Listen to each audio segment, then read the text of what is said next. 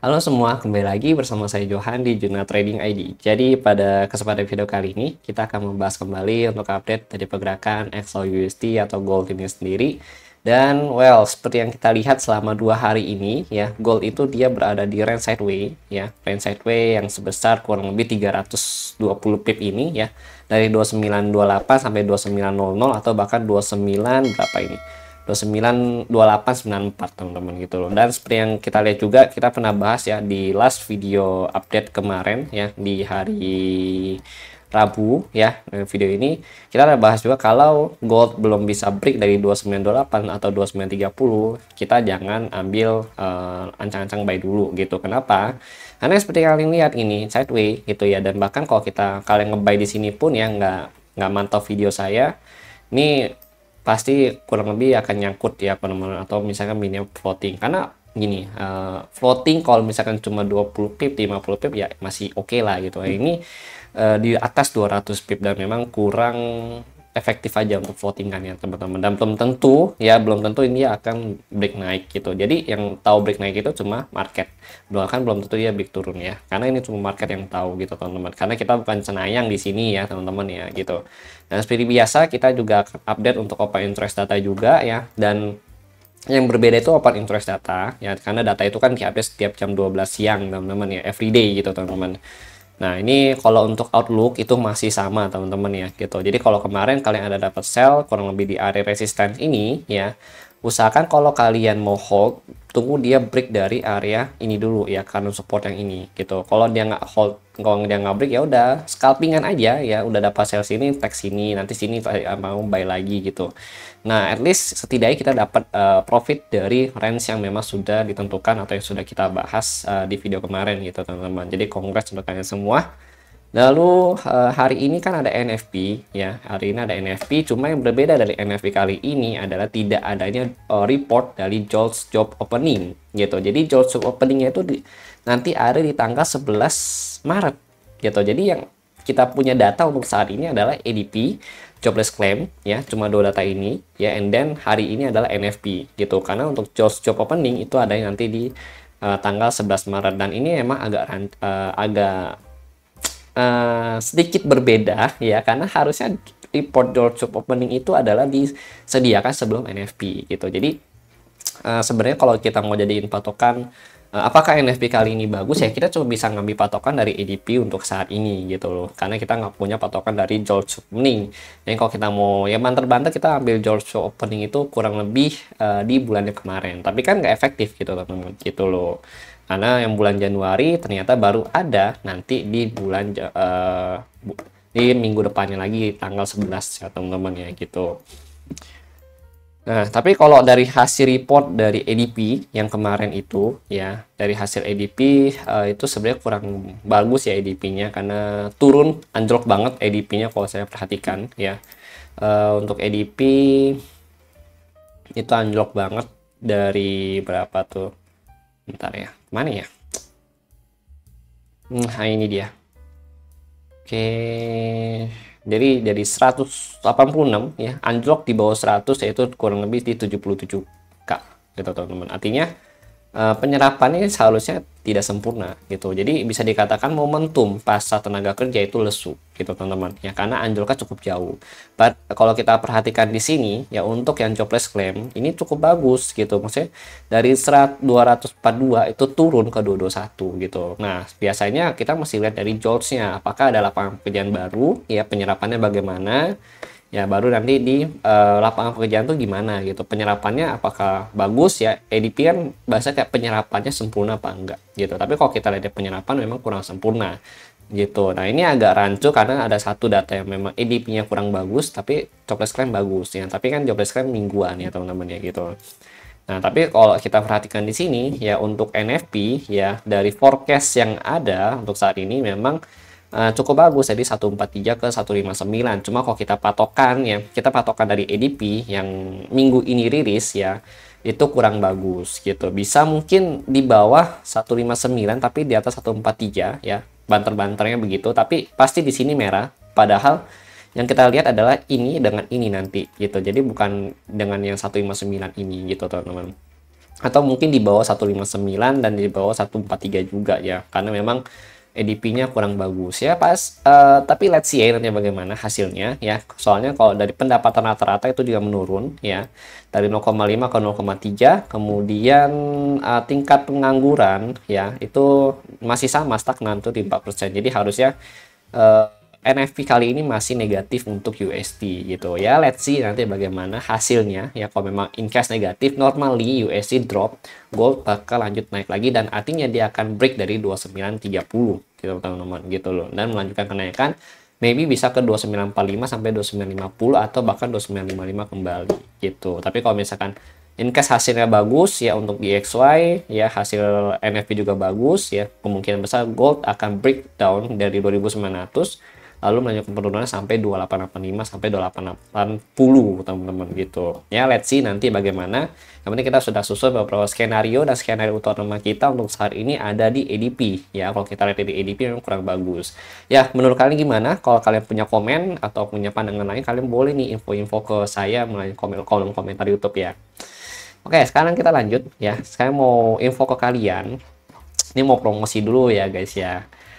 Jadi untuk pendaftaran webinar ya di tanggal 15 Maret itu sudah dibuka mulai hari ini teman-teman gitu loh ya.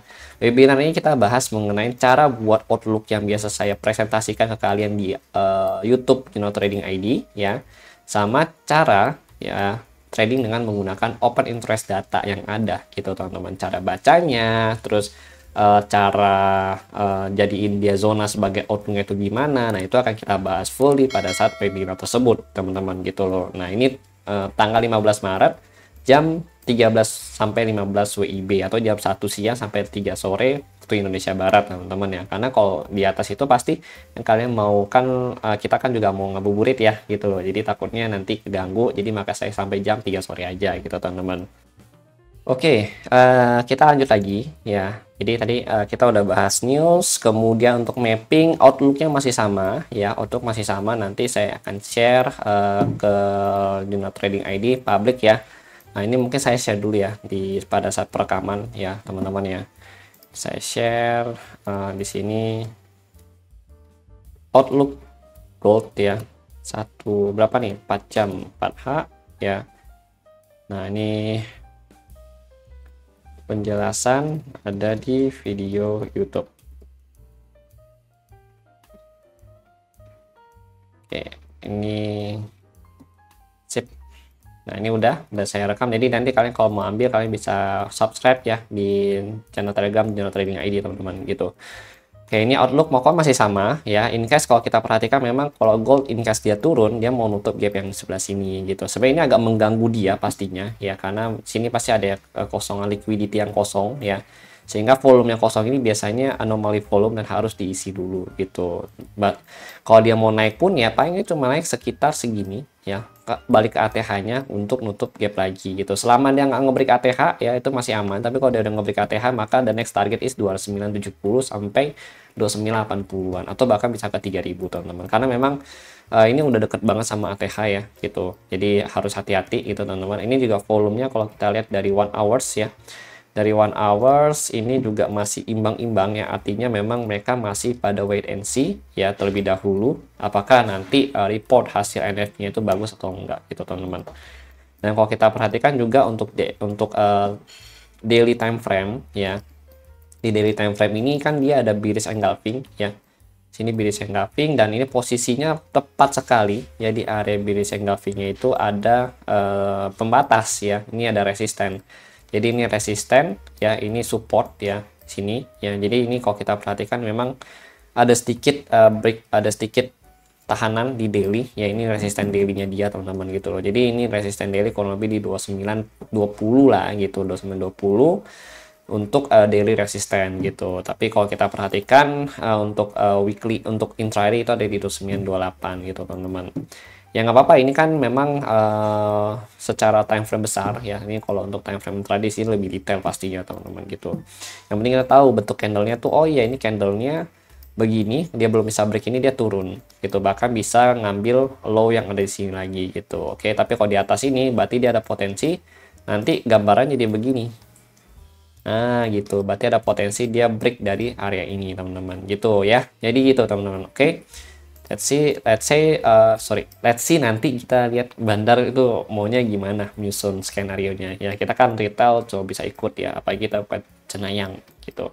Sekarang kita mau cek untuk open interest data ya. Ini open interest data memang sangat menarik sekali ya, karena memang dia selama ATH kemarin ya, atau sampai saat ini pun kita di learning center pun ya masih trade dengan open interest data gitu loh, teman-teman. Dan orang-orang member ya di sini ya di apa learning center itu mereka sekarang sudah mulai belajar menggunakan open interest data yang saya biasa juga bagiin kepada mereka ya, setiap hari, setiap siang. Nah, ini ada saya jelaskan juga ke mereka. Jadi setiap hari mereka mulai memahami nih open interest data bagaimana ya. Terus ditambah lagi nanti ada webinar mengenai open interest data, yaitu akan lebih bagus lagi penguasaannya, teman-teman. Tapi kalau misalkan mau join, kalian boleh join juga, nanti boleh tanyakan ke admin Journal Trading ID, yang akan dibalas ya, teman-teman ya, gitu loh. Ini untuk setupnya ada di sini ya. Untuk setup kita belum ada karena untuk hari Jumat ya, ini juga mendekati NFP. Dari kemarin kita belum ada setup yang long ya, atau setup yang untuk follow trend ya. Kita masih sideways ya. Jadi untuk pembahasan setup itu masih sama semua di sini ya. Bahkan ini masih kita pakai, itu saya sudah infokan di grup diskusi ini, teman-teman, gitu.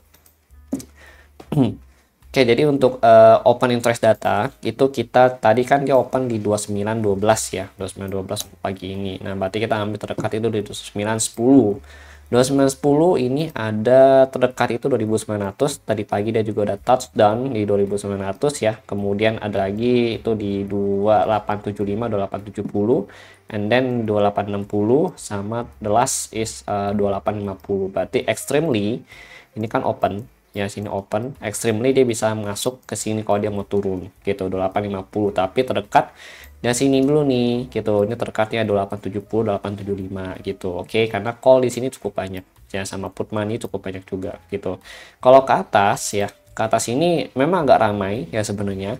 Itu ada di sini ya, ini range-nya full sebenarnya, multiple resisten untuk gold itu sendiri mulai dari 2925 ya, 2930, 2935, 40, 45 sampai 50. Ini full assist ya dari target mereka yang memang kalau kita perhatikan ya udah beli dari bawah gitu. Mereka bisa balap, maksudnya bisa nge-catch ini semua ya malam ini, teman-teman, gitu ya, karena kan sekarang juga harga mainnya itu di range harga 29.15 sampai 29.30-an gitu. Jadi sebenarnya 29.30 ini udah diisi sama mereka yang ini. Target mereka berarti sisanya 35, terus 45 sampai 50 gitu, teman-teman ya. Ini assist yang mereka sini semua, dan kalau dia breakout dia masih potensial ke 70 sama 75 karena sini ada call yang mereka. Jadi kalau kalian tanya, "Bang, breakout kira-kira kemana?"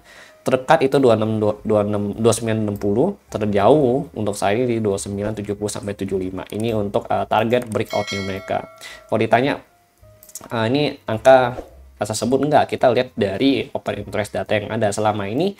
Dia bikin make new ATH pun kita selalu predik ya, maksudnya kita selalu analisa, bukan prediksi ya, kita bukan cenayang, maksudnya kita selalu analisa.